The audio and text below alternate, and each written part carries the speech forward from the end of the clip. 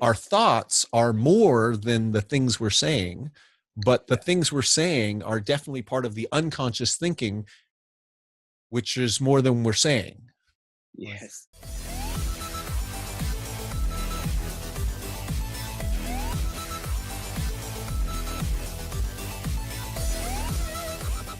Surprisingly often and crazily often, right? The thoughts that we think, the actual articulation that we say in our mind, oh, he was mean to me. And then we have an image and we have an emotion, a kind of mean, right? Because there's lots of ways to be mean. And this is the particular way that I'm configuring this meanness. We say that, and then that becomes part of the unconscious structure. Mhm.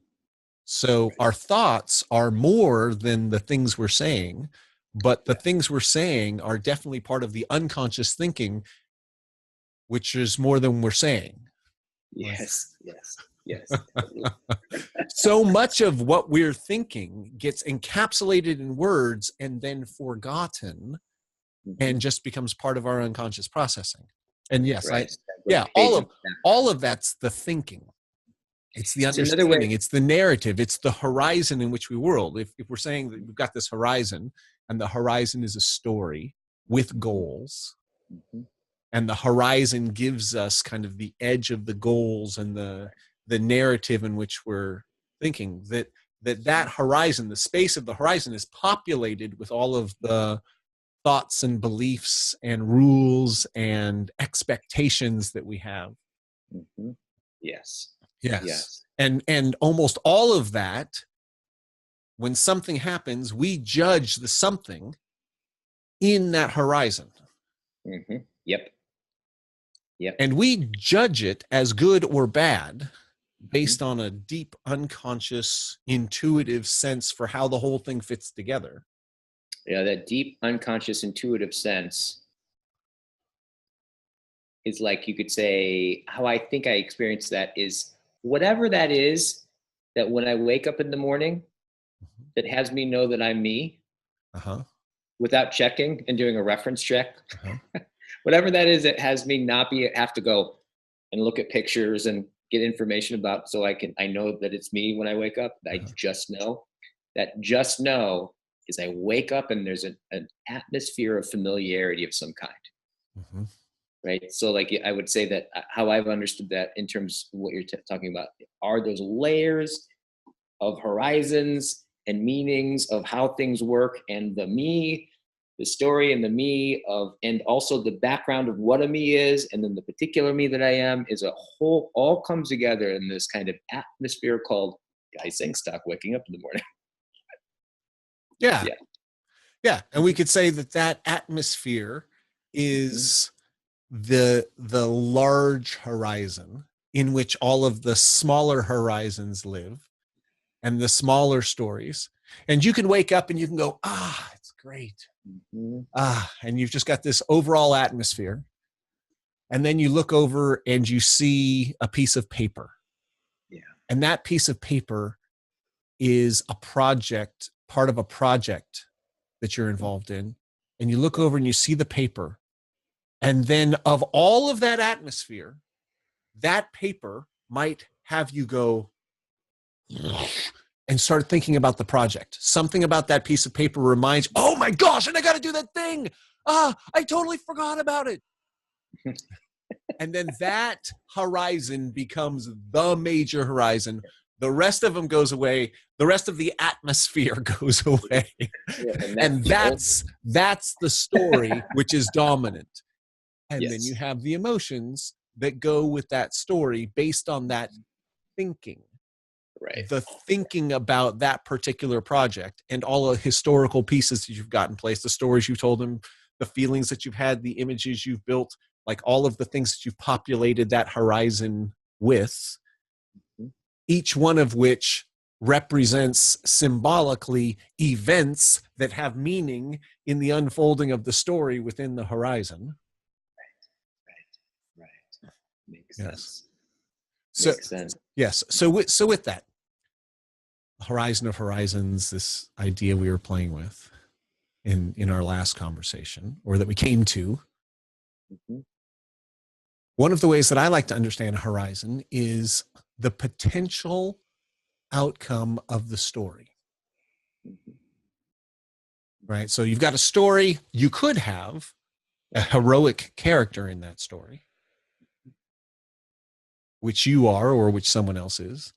And that story, if things go well, could open up into a possibility. Right. And that's what you're referring to as potential. Yes. And I'm saying that the horizon that we think about is, you could say, the edge of our potential, what we think is possible in that story. Yep. Or what we think is likely in that story. Mm-hmm. Mm-hmm. Right? What we don't want to have happen in that story, but we think might happen. Mm-hmm. Mm-hmm. And it's as far out in the future as we think and we can imagine. That becomes the horizon for that story. Yes. And that horizon can change as you think about the story. Yep. You can change what you think is possible in the story. You can change how far out you look. Right? Like, again, one of the things I'm doing in coaching all the time is I'm going, oh, you think about this project. Let's say someone's working on a project. They think about the project and they feel a certain way. Or there's a relationship within a project, or there's an event within a relationship, right? And they're thinking about it, this thing that they're thinking about, and they feel a certain way. Right? Well, again, using this model, they feel that way because of the story they're telling, because of the way that they're thinking about it, creates a set of meanings, and then they're feeling based on the meanings. Yeah. Yeah. So go in and say, oh, how are you doing that? You're feeling this thing. What's the story you're telling? How are you generating? What are the meanings you're generating? What's the horizon that you're looking towards? One of the aspects of the horizon is time.